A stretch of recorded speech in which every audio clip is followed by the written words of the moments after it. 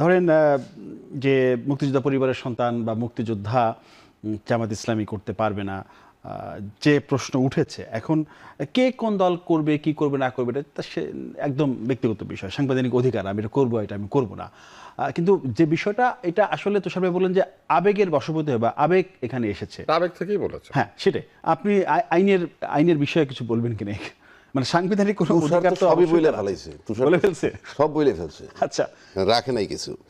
বিষয়টা হচ্ছে যে আপনি আবেগ দিয়ে দেশ চলে না, আমার কথা না, আজকে যারা ক্ষমতাসীন তাদের কথাও বলছি। মানে বিবেক দিয়ে চলতে হবে দেশ, আবেগ দিয়ে দেশ চলে না, আবেগ দিয়ে সংসদও চলবে না, আবার আবেগ দিয়ে রাজনীতিও হয় না। যারা জুলাই চেতনার পক্ষে বলে তারা, তাদের আবেগের কোনো মূল্য নাই। মানে আবেগ দিয়ে চলবে না, আপনাকে প্র্যাকটিক্যাল হইতে হবে। ভালো কথা। যেমন ধরেন, উনি আমার বলবো যে আইনজীবী, আমি সেই হিসাবে বলতেছি, যেমন ধরেন এই সালেহা হত্যাটা মনে আছে আমাদের, মনে হয় সবাই। হ্যাঁ হ্যাঁ, সালেহা হত্যা। ডাক্তার ইকবাল হত্যা করছে সালেহাকে, সে কিন্তু ডাক্তার, এবং বলা হয়েছিল যে স্পর্শকাতর জায়গায় আঘাতজনিত কারণে মারা গেছে এবং আঘাতটা সে করছিল।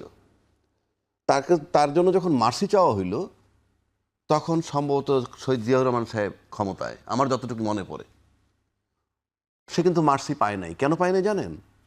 উনি বলছিলেন ডাক্তার জানে স্পর্শকাতর জায়গাটা কোথায়, মানে কোথায় আঘাত করলে, তুষার একজন ডাক্তার, সে জানে কিন্তু কোথায় আঘাত করলে একটা লোক মারা যেতে পারে।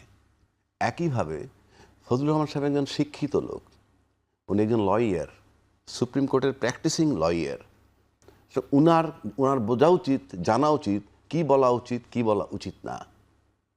যেমন ধরেন, মুক্তিযোদ্ধার সন্তানরা জামাতে অংশগ্রহণ করতে পারবে না, যোগ দিতে পারবে না, যোগ দিলে ডাবল অপরাধ হবে। আমার প্রথম ওনার বিশ্বাসের জায়গা কি, যিনি মুক্তিযোদ্ধার সন্তান উনি জামাতে যোগ দিতে পারেন না।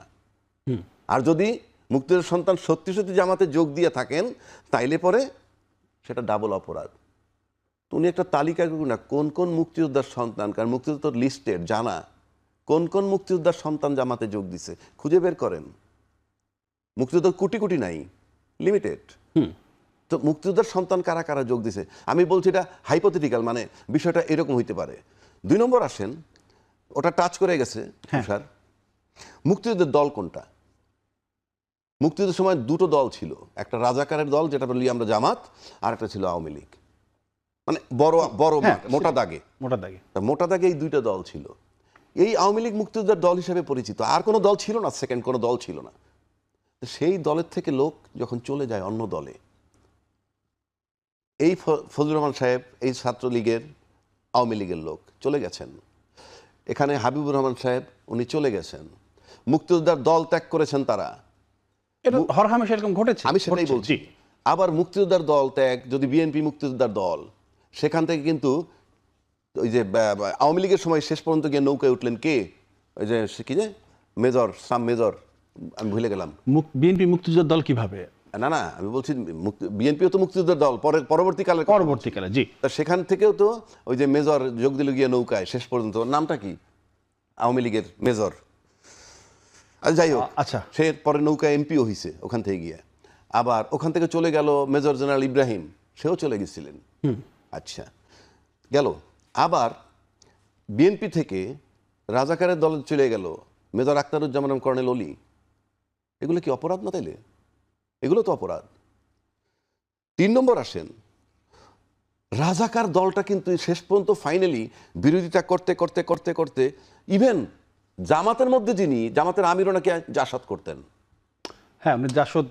তাহলে আপনি আসেন, নেতা ছিলেন, তাহলে জাসদও কি রাজাকারের দলে যোগ দিছে? তার মানে কি মুক্তিযোদ্ধার দল কোনটা? ইনফ্যাক্ট মুক্তিযোদ্ধার দল বলতে কি, রাজাকারের তো একটা দল আছে আইডেন্টিফাইড, এবং সেই রাজাকারের দলটা ফাইনালি 68টা সিট পাইছে, মহিলা আসন আরো 8টা পাই, 76টা দল হইছে। তো মুক্তিযোদ্ধা একটা দল করে একটা নির্বাচন কইরা একটু নির্বাচনটা করুক, আমরা দেখি।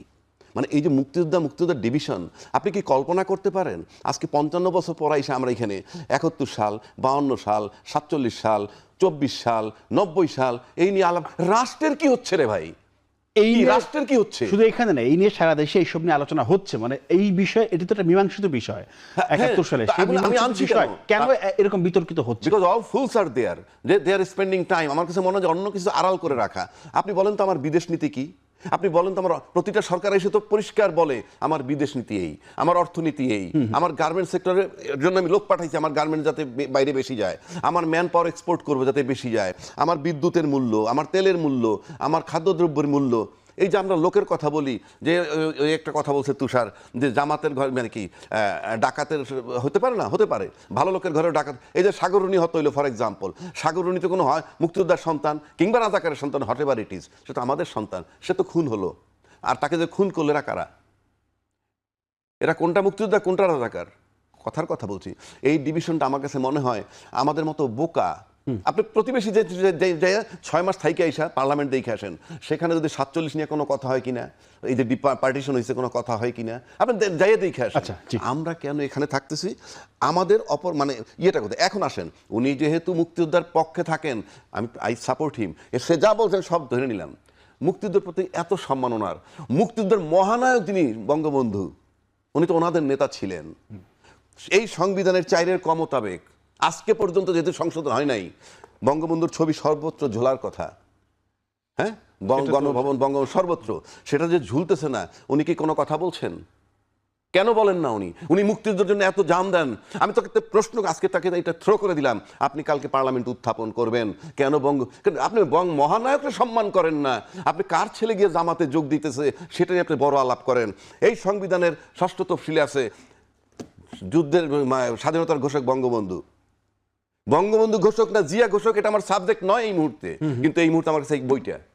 আপনি যখন বই নিয়ে এত কথা বলেন, সংবিধানের প্রতি এত সম্মান, তাহলে আপনি কেন প্রশ্নটা রেজ করতেছেন না যে আপনাদের চোখের সামনে এই গত অধিবেশনের সময় যখন রাষ্ট্রপতি সাহেব ভাষণ দিয়ে বলল স্বাধীনতার ঘোষক জিয়াউর রহমান, ফাইন, জিয়াউর রহমান হতে পারে, বঙ্গবন্ধু হতে পারে, কিন্তু বইটায় লেখা আছে কি? আপনি কি প্রতিবাদ করছেন মিস্টার ফজলুর রহমান? তা আপনি সস্তা কথা বলেন কেন? It is not a place of emotion, rather place of argument. আমি আপনাকে এই দুইটা সংবিধানের কথা বললাম, যদি আপনি পারেন জাস্ট এটা রেস করেন পার্লামেন্টে, আমি দেখতে চাই। আপনি বলছেন বাঘের মানে জঙ্গলে কি মানে জঙ্গলে রয়্যাল বেঙ্গল টাইগারও থাকে, আপনি যে টাইগারের মতো হুমকি দিতেছেন, I salute you, but you raise this question. কালকেও পার্লামেন্ট আছে, আপনি এটা উত্থাপন করে দেখান।